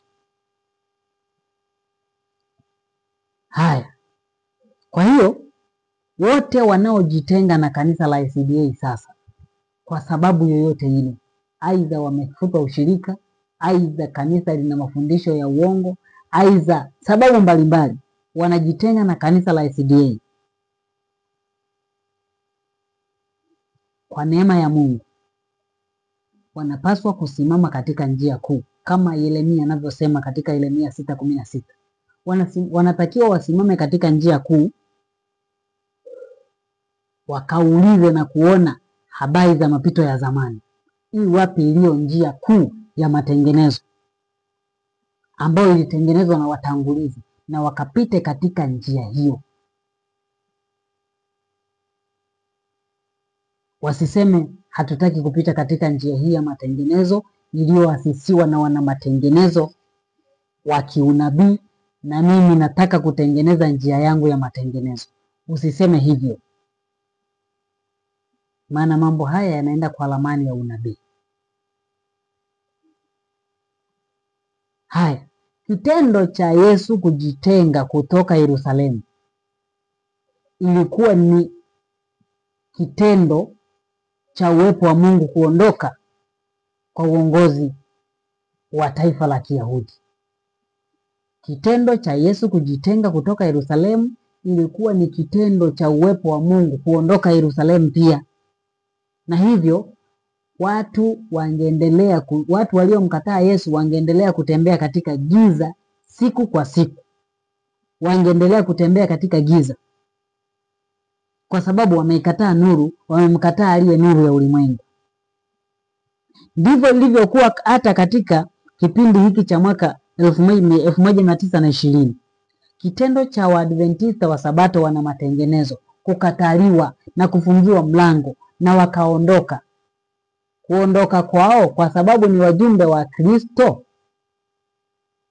na uwepo wa Mungu ulikuwa unachotwa, unaondoka kutoka kwa kanisa, uongozi wa kanisa uliokuwa na dhamana. Uwepo wa Mungu unaondoka na hawa ambao ni waaminifu. Maana siku zote wana matengenezo wamekuwa wana matengenezo wa kweli wanaotokea kwa mujibu wa unabii, wamekuwa wakimwakilisha Kristo, kama Kristo alivyojitenga na dini iliyoasi. Kitabu cha Desire of Ages ukurasa wa 232 anasema, hivyo Yesu akaamua kujitenga kutoka Yerusalemu, kutoka kwa makuhani, kutoka kwenye hekalu, kwa viongozi wa kidini na kwa watu waliofundishwa sheria, na akaligeukia kundi lingine ili kuutangaza ujumbe wake na kuwakusanya wale ambao wataipeleka mbele Injili kwa mataifa yote. Kama vile ambavyo nuru na maisha ya watu vilikataliwa na mamlaka za kidini mnamo katika siku za Kristo, ndivyo ambavyo vitu hivyo vimekuwa vikikataliwa katika kila kizazi kinachofuata baada ya pale. Kama ambavyo Kristo alikataliwa, ndivyo ambavyo historia imezidi kujirudia katika kila kizazi. Historia ya Kristo kuondoka kutoka Yudea imekuwa ikirudiwa tena na tena. Sasa sikiliza. Wakati wana matengenezo walipohubiri neno la Mungu, hawakuwa na wazo la kujitenga kutoka katika kanisa lililokuwepo, lakini viongozi wa dini wasingevumilia nuru ile, na wale walioibeba walilazimika kutafuta kundi jingine la watu waliokuwa na uhitaji ukweli. Kwa hiyo wana matengenezo wakati wanahubiri ukweli, hawakuwa na lengo la kujitenga, bali viongozi wasingestahimili ama kuivumilia ile nuru. Ndio maana president wa GCAG Daniels alisimama akasema, ninyi hatuwasikilizi tena, tukiwasikiliza ninyi basi kutatokea na machafuko ndani ya kanisa ambayo hayajawahi kutokea. Ni nini? Kauli hiyo ilimaanisha nini? Ilimaanisha kwamba nuru ile hawakuistahimili, wasingeweza kuistahimili. Ndio maana wanajikinga nayo, na sasa wanawaondosha wana matengenezo, na wana matengenezo wenyewe walitakiwa kujitenga kutoka hapo ili kwamba wakautangaze ukweli kwa uhuru zaidi. Sasa kwa namna gani uongozi wa kanisa la SDA ulipowakataa wana matengenezo, ulikataa nuru na kwamba uongozi huo uliendelea kutembea katika giza zaidi. Mwaka 1922 Baraza Kuu la Kanisa lilitoa msimamo wake tena kuhusiana na masuala ya vita. Katika walaka wa General Conference Bulletin volume ya 9 namba 13 ukurasa wa 319, tamko la Baraza Kuu mwaka 1922 kuhusiana na mambo ya vita nasema, tunapaswa kutoa kinachohitajiwa na serikali za kiraia, haijalishi ni kwa namna gani itaonekana haileti maana au ni vibaya kwetu. Yaani kwamba tunahitajiwa kujitoa kwenye serikali, haijalishi ni kwa namna gani itaonekana haileti maana au ni vibaya kwetu. Pumzi kuu ya utawala inasema, mpeni Kaisari iliyo yake, humaanisha kujisalimisha bila kupinga. Yaani kanisa linatoa tamko la kwamba kujisalimisha kwenye madai ya serikali bila sharti. Wakati maandiko yamesema madai ya serikali yanapokinzana na sheria ya Mungu ni bora kumtii Mungu. Lakini hapa kanisa linaonesha kwamba kuitii serikali bila masharti, haijalishi itaonekanaje kwetu, ni kuitii serikali. Kanisa lilizidi kutembea katika giza, lilizidi kudidimia katika giza kwa kukataa nuru ile ambayo ilikuwa inaletwa na wana matengenezo, ili kanisa lirudi katika mapito ya zamani ya kuitetea sheria ya Mungu kwa gharama yoyote.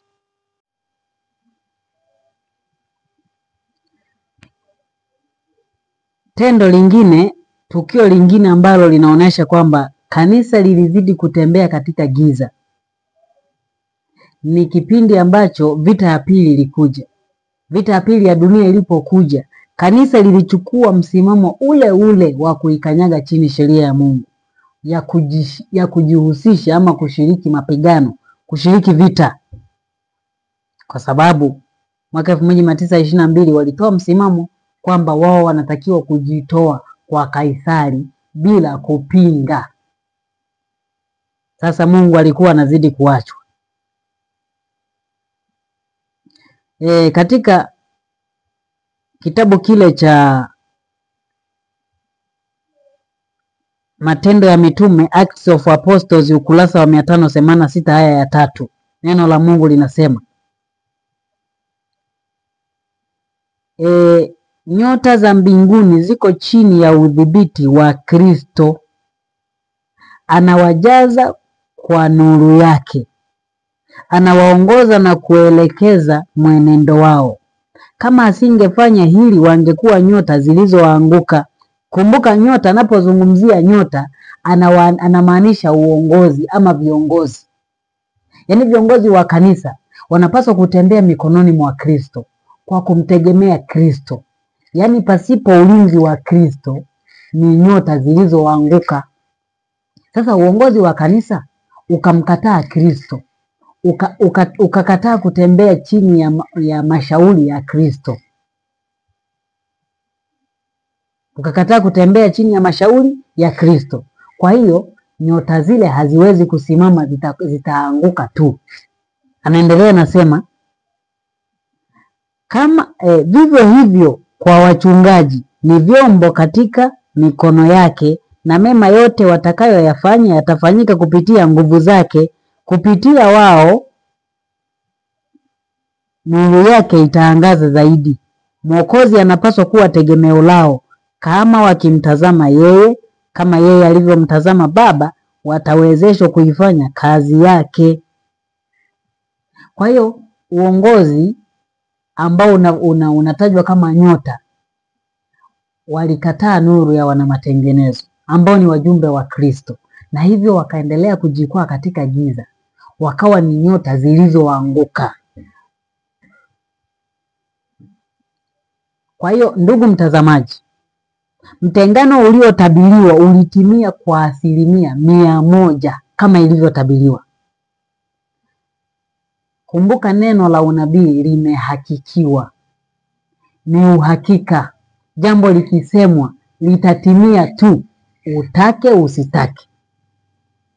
Ni kwamba unabii ulisema wakati jaribu la vita litakapokuja, wale ambao watakuwa tayari kushika silaha wataonekana wamejengwa hawakujengwa katika msingi ulio imara, au hawakujengwa katika mwamba ulio imara, na kwa hivyo watajisalimisha kwenye majaribu na watajitenga na imani.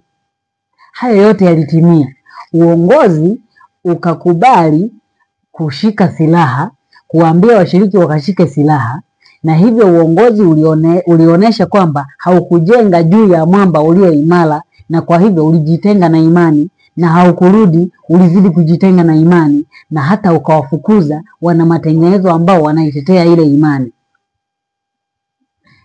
Selected Messages, ukurasa wa 204 aya ya 2, kuhusiana na ile aya inayoelezea shetani anawadanganya watu kufanya matengenezo, lakini matengenezo yale ni ya kuachana na misingi ama kanuni za imani za wakati uliopita.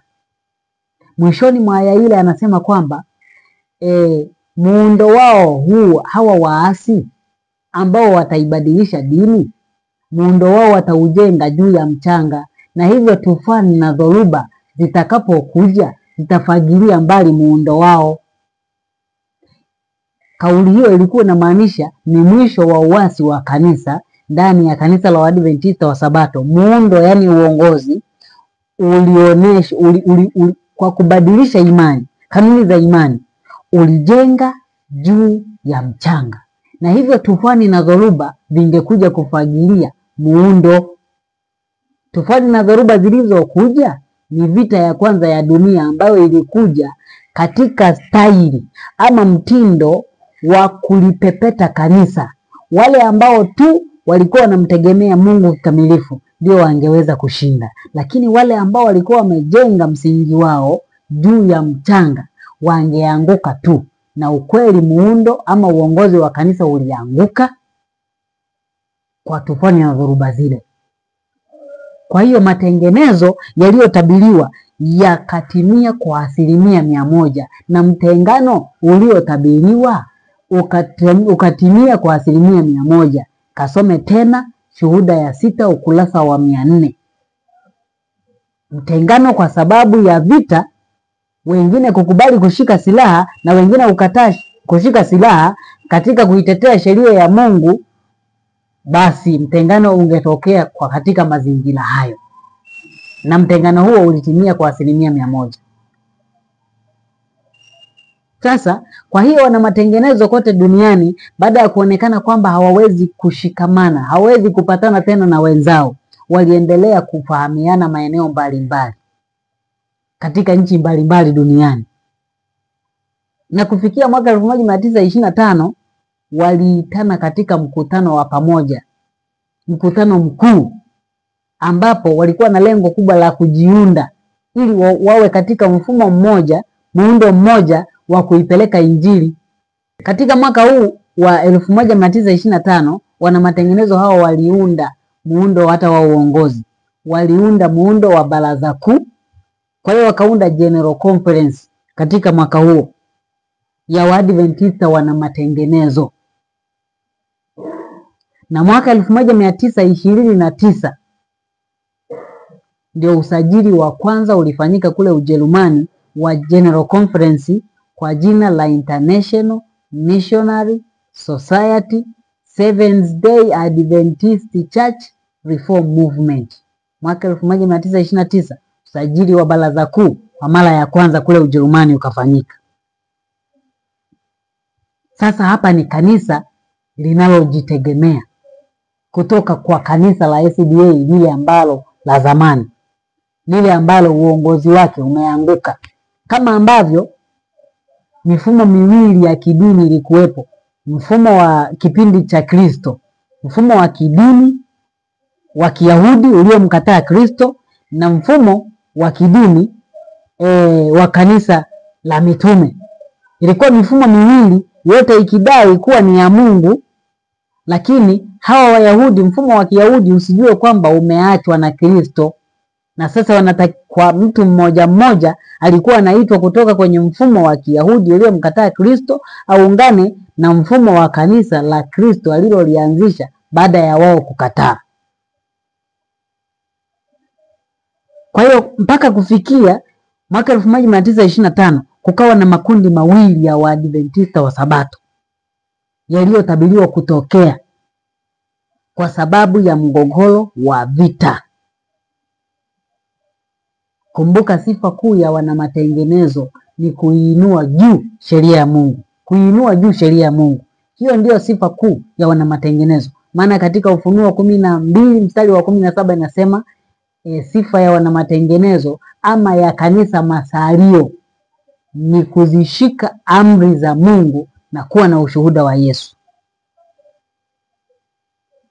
Katika kitabu hiki cha Wazee na Manabii ukurasa wa 678 anasema, watu wa Mungu waliosalia wakisimama mbele ya ulimwengu kama wana matengenezo, ni lazima wadhihirishe kuwa sheria ya Mungu ndiyo msingi wa matengenezo ya kudumu, na ya kwamba Sabato ya amri ya 4 inasimama kama kumbukumbu ya uumbaji na ukumbusho wa kudumu wa uweza wa Mungu.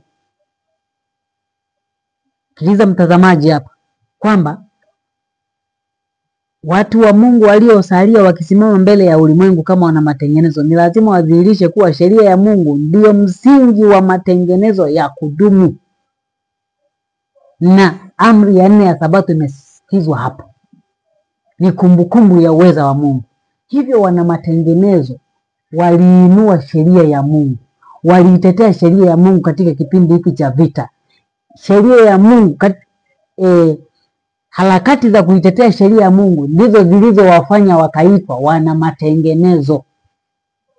Soma historia ya vita ya kwanza ya dunia, inaonesha jinsi ambavyo matengenezo, kundi la wana matengenezo ilitengana na muundo wa kanisa la SDA uliowasi.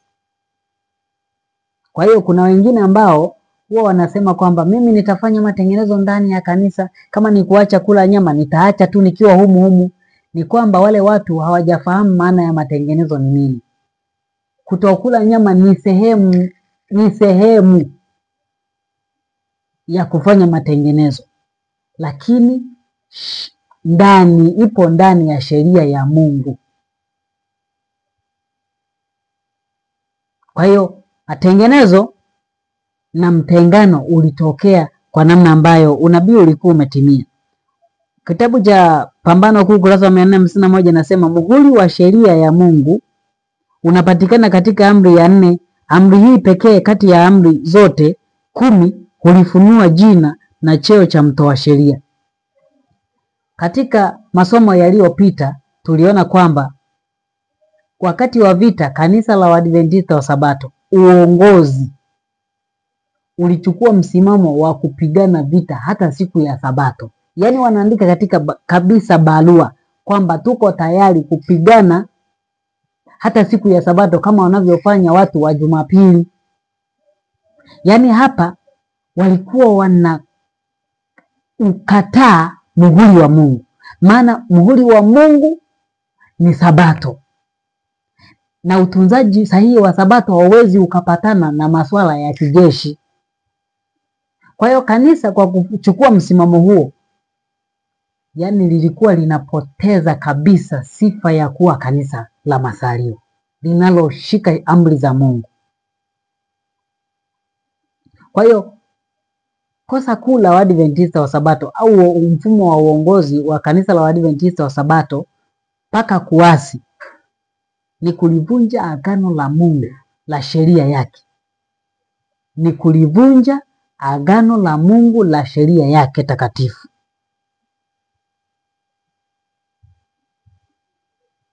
Kwa namna hiyo, mbaya zaidi ni kwamba kanisa likaitwa kwa kufanya toba, lakini likapinga, likatupilia mbali huo wito. Likasema msimamo huu ndio tunatembea nao. Na ndivyo ambavyo kanisa la wana matengenezo kama kanisa halisi la Mungu duniani lilivyotabiriwa kutokea kama jamii ya watu walioungana kimataifa kuipeleka kazi mbele, kuimaliza kazi ambayo imesalia na ile ambayo wenzao wameshindwa kuifanya. Kuna pointi ya msingi ya kukumbuka hapa. Maandiko yanaeleza kwamba hukumu katika Agano la Kale, hukumu ya mtu fulani ilikuwa inafanywa kwa ushahidi kwa vinywa vya mashahidi wawili au watatu. Kama mashahidi wawili hawajafika, basi hukumu haiwezi kutolewa kwa mtu huyo kwamba amekosea. Mpaka mashahidi waanzie wawili ndivyo athibitishwe huyo mtu kweli ana makosa. Sasa maandiko hayo nasema hivi, Kumbukumbu la Torati 19:15 nasema shahidi mmoja asimuinukie mtu awaye yote kumshuhudia kwa uovu wowote wala kwa dhambi yoyote katika makosa akosayo yoyote, jambo na lithibitishwa kwa vinywa vya mashahidi wawili au watatu. Timotheo wa kwanza 5:19 inasema usikubali mashtaka ya mzee ila kwa vinywa vya mashahidi wawili au watatu. Sasa ushahidi wa vinywa vya mashahidi wawili au watatu ina maana gani kwa kipindi hiki katika historia hii ya kanisa la Waadventista wa Sabato? Ni kwamba uasi wa kanisa la SDA unathibitishwa kwa ushahidi wa vinywa viwili vya mashahidi. Yaani shahidi wa kwanza ni vita ya kwanza ya dunia, kanisa likaanguka. Shahidi wa pili kama haitoshi ni vita vya pili vya dunia, vilipokuja kanisa bado likaanguka. Ina maana kwa mashahidi hao wawili kanisa lilithibitisha kwamba limeanguka na haliwezi kutetea sheria ya Mungu kamwe katika nyakati za mgogoro ama katika nyakati za hatari.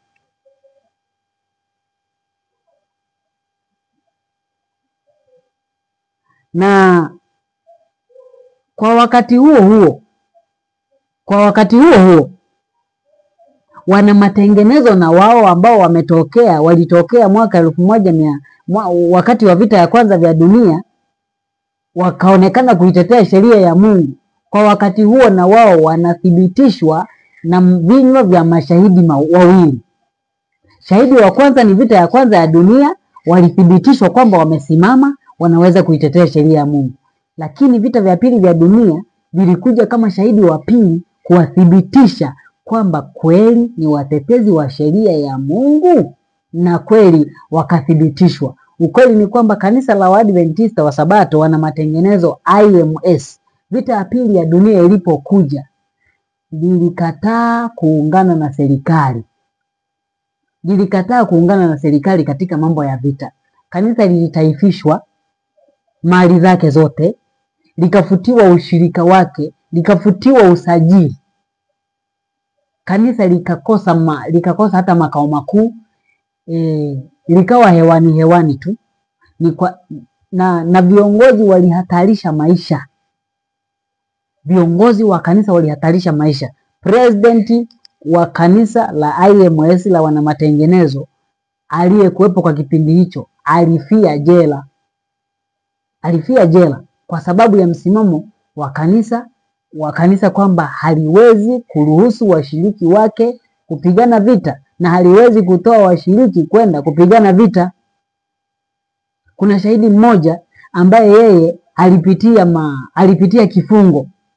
Alikuwa ni mshiriki wa kanisa.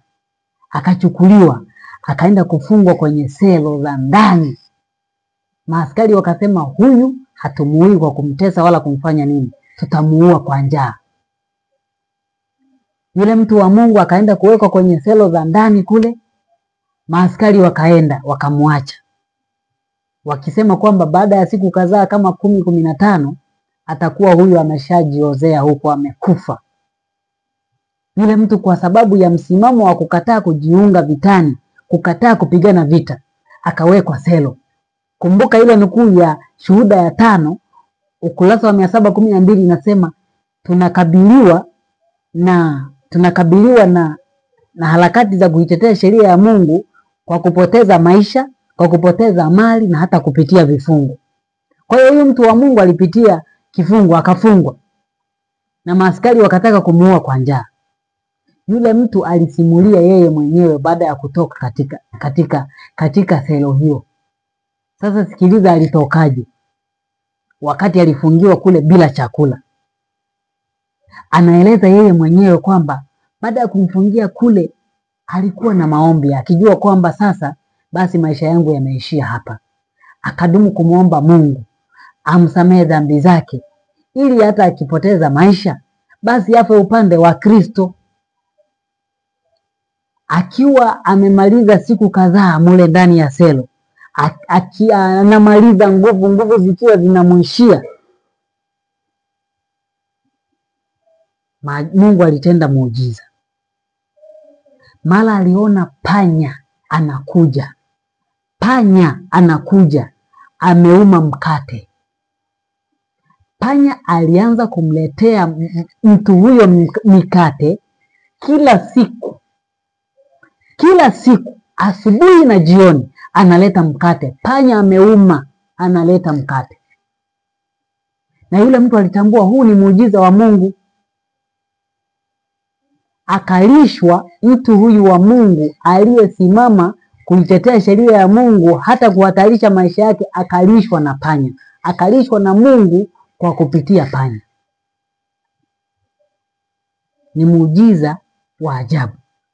Hii ndio maana ya kwamba mtu wa Mungu tunapaswa kuogopa dhambi. Ni bora nife kuliko kutenda dhambi. Na Mungu yuko tayari kuwalinda watu wake katika mazingira yoyote, endapo tu wamejitoa kuitetea kweli ama kuitetea sheria yake. Lakini kanisa lilikosa kumwamini Mungu, lilikosa imani. Na kama umefuatilia masomo yetu ambayo tumekuwa tukijifunza huko nyuma, ni kwamba kanisa lilikosa nguvu ya kuyashinda majaribu baada ya kukataa ujumbe wa haki ya Kristo, ujumbe wa kuhesabiwa haki kwa imani mwaka 1888. Ujumbe huo ndio ulitakiwa kulipa kanisa nguvu ya kushinda majaribu. Kwa hiyo matokeo ya kanisa kuanguka, kuivunja sheria ya Mungu, kuanguka katika majaribu katika wakati wa vita ya kwanza ya dunia na ya pili, yalikuwa ni matokeo ya kuikataa imani iliyosafishwa kwa moto, ambao ni ushauri wa shahidi mwaminifu kwa Laodikia. Kwa hiyo kanisa la Waadventista wa Sabato wana matengenezo lilithibitishwa na lenyewe kwa vinywa vya mashahidi wawili, yaani vita ya kwanza ya dunia na vita ya pili ya dunia, wakathibitishwa kwamba kweli hawa ni wana matengenezo mbele za Mungu. Lazima tupitie kipimo. Maandiko yanasema kanisa litapimwa kwa mizani ya patakatifu. Ikiwa halitatembea katika nuru hizo, litapimwa na litaonekana limepungua. Mizani ya patakatifu, mojawapo ya mizani ya patakatifu iliyoko katika patakatifu ni sheria ya Mungu. Kanisa la Mungu likivunja sheria ya Mungu, basi litaonekana limepungua, lakini likisimama kuitetea, basi litaonekana kwamba linafaa. Lakini pia uasi, historia inajirudia. Uasi wa taifa la Kiyahudi na wenyewe ulithibitishwa mara mbili. Ni mashahidi wawili, vinywa vya mashahidi wawili vilitumika kuthibitisha taifa la Kiyahudi limekataa. Kinywa cha kwanza ni Injili ya Yesu Kristo. Wakati Yesu Kristo anahubiri katika taifa la Kiyahudi, watu waliokuwepo kipindi kile walimkataa, mpaka wakafikia kusema kwamba damu yake na iwe juu yetu na watoto wetu. Wakati huo watoto wao wakiwa hawajui jambo lolote wanalolifanya wazazi wao. Kwa hiyo kwa vinywa vya wazazi kathibitisha kwamba taifa limemkataa Kristo. Lakini maandiko yanasema hata ulipofika mwaka 34, mwisho wa rehema ya taifa la Kiyahudi, lakini kulikuwa na karehema kidogo kwa wale ambao walikuwa watoto kwa kipindi hicho. Wakapewa nafasi. Hukumu za Mungu kwa taifa la Kiyahudi zikacheleweshwa, ili kwamba hawa watoto ambao walikuwa hawajui, pengine wao nao wakija kukua watakanusha misimamo ya wazazi wao, watamkubali Kristo. Lakini kilichotokea ni kwamba wazazi na watoto na wao walichukua msimamo wa wazazi wao. Kwa hiyo vizazi viwili, mashahidi wa kwanza ni wazazi, mashahidi wa pili watoto. Wote hawa, fursa hizi mbili zikathibitisha kwamba taifa limemkataa Kristo. Kwa hiyo hukumu za Mungu zikaruhusiwa zilifikie taifa la Kiyahudi.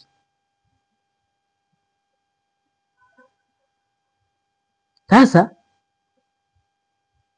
historia ya taifa la Kiyahudi ilijirudia kwa kanisa la Waadventista wa Sabato. Maana mara zote Mungu ameonya kwamba historia ya kanisa la Kiyahudi ama taifa la Kiyahudi itajirudia kwa wakati huu. Hebu tusome hii nukuu kutoka kitabu cha Shuhuda ya 8, gombo la 8, ukurasa wa 67. Anasema hivi: Yerusalemu ni mfano wa jinsi kanisa litakavyokuwa ikiwa litakataa kutembea katika nuru ambayo Mungu amelipatia. Yerusalemu ilipendekezwa na Mungu kama ghala iliyowekwa wakfu kwa Mungu kwa kuwa na imani, lakini watu wake waligeuza vibaya ukweli na kudhalau haja zote. Maombi na maonyo. Maonyo yamekuja chini yake kwa wale wote ambao wamefuata nyayo za watu wa Yerusalemu, ambao wana nuru kubwa kama ile. Watu wale wako mbele yetu kama fundisho au onyo. Taifa la Kiyahudi na mienendo yake imefanywa kuwa onyo kwa Waadventista wa Sabato, na historia ya kukataa maonyo ilijirudia. kitabu cha Selected Messages ukurasa wa 111 aya ya kwanza, gombo la pili. Selected Messages gombo la pili ukurasa wa 111 aya ya kwanza inasema Shetani anafanya kazi ili kwamba historia ya taifa la Kiyahudi ijirudie tena katika uzoefu wa wale wanaodai kuamini ukweli wa leo. Ndugu msikilizaji, amini kwamba historia ya Wayahudi imejirudia tena kwa kanisa la Waadventista wa Sabato kukataa ukweli, na ilijirudia kikamilifu.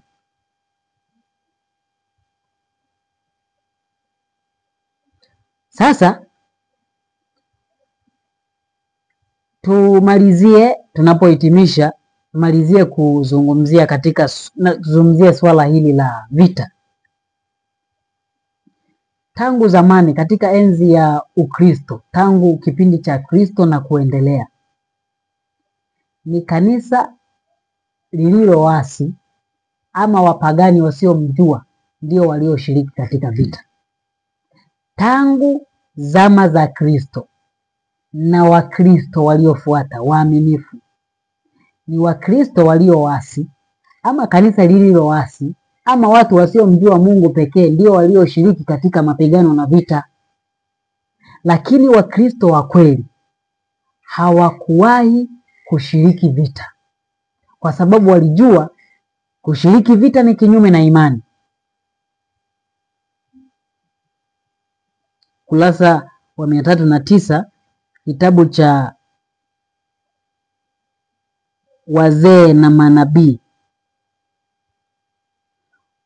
kitabu cha Wazee na Manabii ukurasa wa 309 aya ya kwanza inasema, amri ya 8 hulaani kuiba watu, kwa Kiingereza man stealing, na kujishughulisha na kazi za watumwa, na hukataza vita vya kuteka kijeshi. Katika enzi ya Ukristo, kama nilivyosema, Wakristo hawakupaswa kujihusisha na masuala ya vita.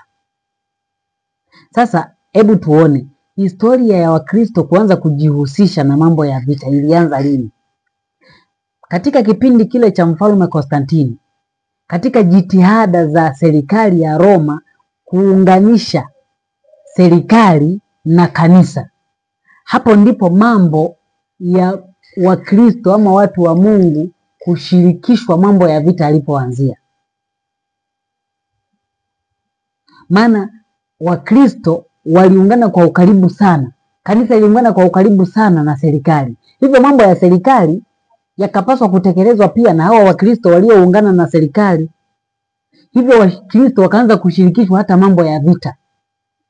Vikaanza kuitwa vita vitakatifu, vita vitakatifu vya kanisa na mambo kama hayo.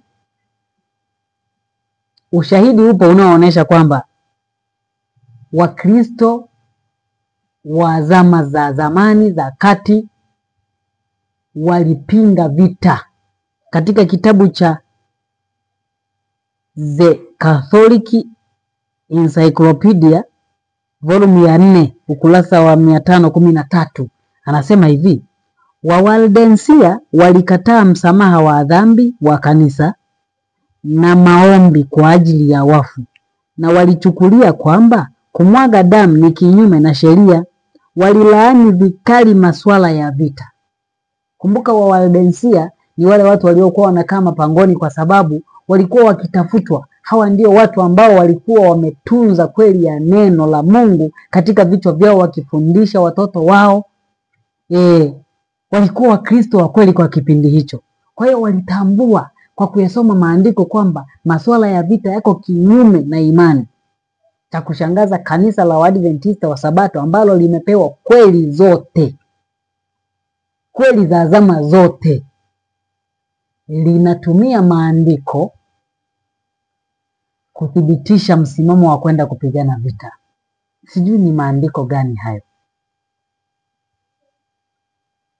Kwa hiyo kitendo cha kanisa la Waadventista wa Sabato kukubaliana na serikali kushiriki vita, lilikubali kuunganisha kanisa na serikali kama Wakristo waasi walivyofanya kipindi cha Mfalme Konstantino.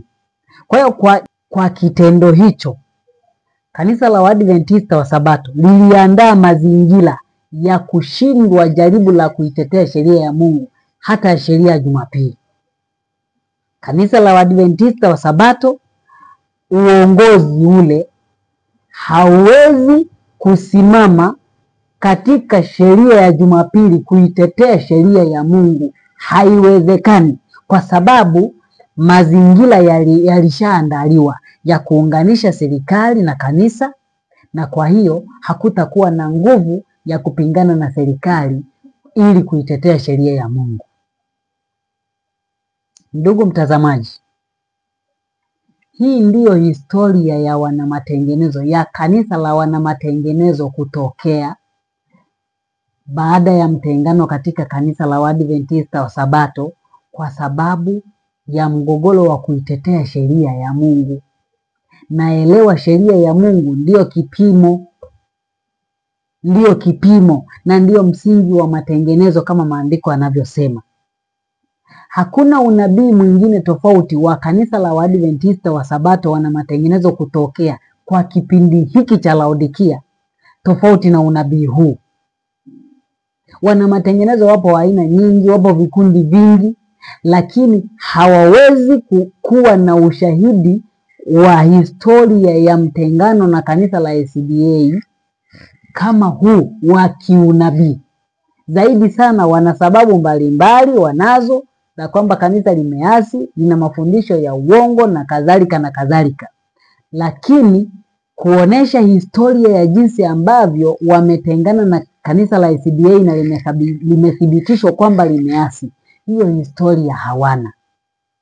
Kanisa la wanamatengenezo lililotokea kiunabii ni moja tu.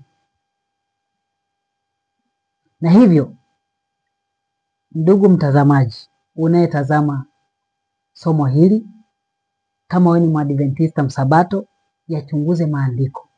Muombe Mungu kupitia historia hii ukauone ukweli na historia ya kanisa la Mungu. Maana historia ndio kitu pekee ambacho shetani anataka atufiche ili tutembee gizani. Kama wewe ni mwana matengenezo, usifanye matengenezo ya kigiza.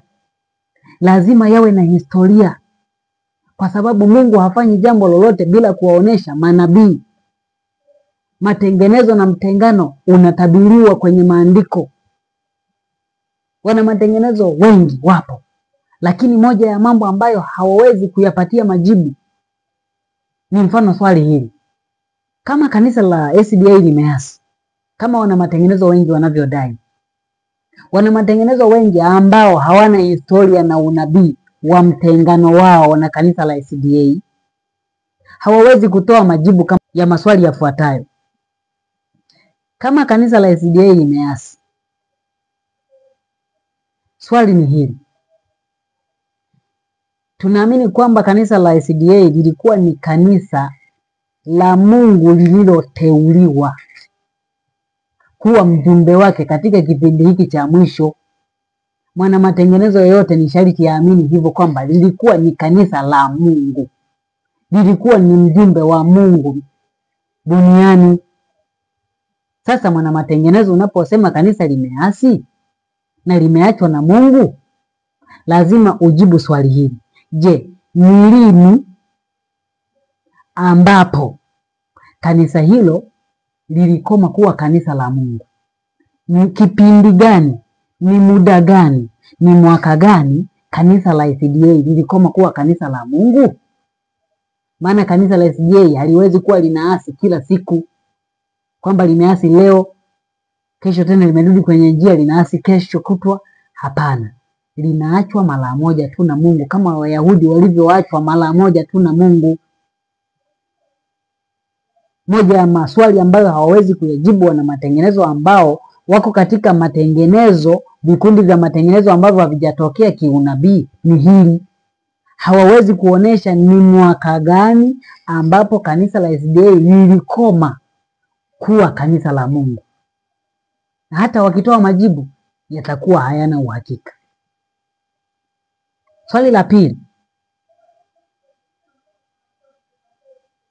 pili ni kwamba, swali la pili ambalo ni changamoto kwa wana matengenezo wote ambao wako katika matengenezo ambayo hayajatokea kiunabii ni kwamba baada ya kanisa la SDA kuachwa, sasa Mungu anawatumia watu gani kuitangaza kweli yake duniani? Anawatumia akina nani ili sasa wote tuungane katika kanisa hilo kuitangaza kweli yake? Ni changamoto. Wengi watakwambia popote tu pale, ili mradi watu wanatii kweli, basi ni hapo hapo. Ni kwa sababu hawana uhakika wa kwamba Mungu alichagua watu gani tena baada ya kanisa la SDA kuasi. Hivyo nakusihi mtazamaji wa somo hili, Mungu atusaidie tuwepo katika kanisa lililotabiriwa kiunabii. Kuna faida kubwa ya kuwepo katika kanisa la kiunabii la Mungu, ni kuwa ndani ya kinara cha taa. Somo linalofuata tutazungumzia juu ya kinara cha taa, maana ya kinara na umuhimu wa elimu hii kutoka patakatifu ya kinara. Bwana akubariki sana. Unakaribishwa kwa maswali yoyote, uulize swali lolote kuhusiana na historia hii. Naamini kwamba utajibiwa. Weka swali lako katika komenti hapo na endelea kutufuatilia. Tutajua mengi kuhusiana na kweli za wokovu katika wakati huu wa mwisho. Basi kabla ya kuhitimisha, tuweze kupata ombi. Bwana atusaidie.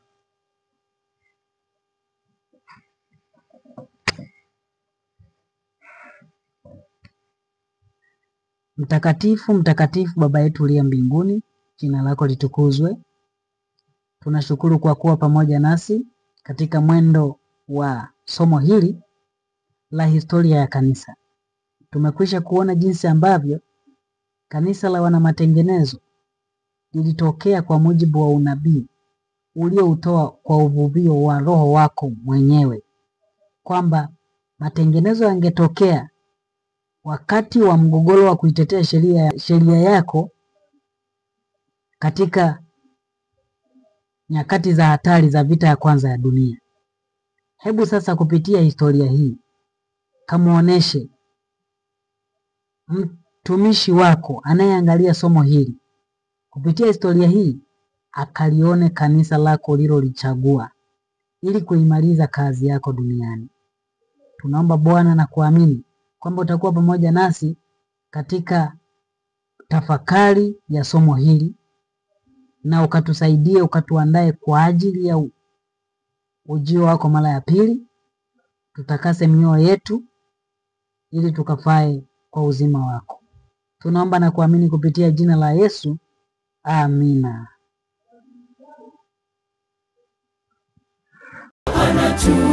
Anatusihi, atuita kwa upole, usikawie rafiki.